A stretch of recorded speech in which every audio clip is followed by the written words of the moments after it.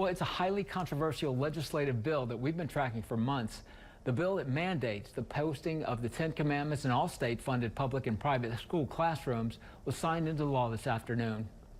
The law was authored by Republican State Representative Dodie Horton. It requires the Ten Commandments be displayed at a size of 11 by 14 inches in every school building and classroom, and it must be posted in a, quote, large and easily readable font. The commandments must be placed in classrooms by the start of 2025. With the passage of this law, Louisiana becomes the first state in the nation to require the display of the documents. Supporters of the law say it would provide students with moral guidelines through a, quote, historical document. But many people standing in opposition to the law say it could lead to the oppression of students following religions that don't recognize the Ten Commandments.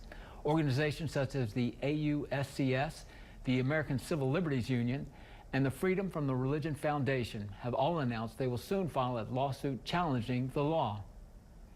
In their joint announcement, they say in part, quote, the law violates the separation of church and state and is blatantly unconstitutional. The First Amendment promises that we all get to decide for ourselves what religious beliefs, if any, to hold and practice without pressure from the government.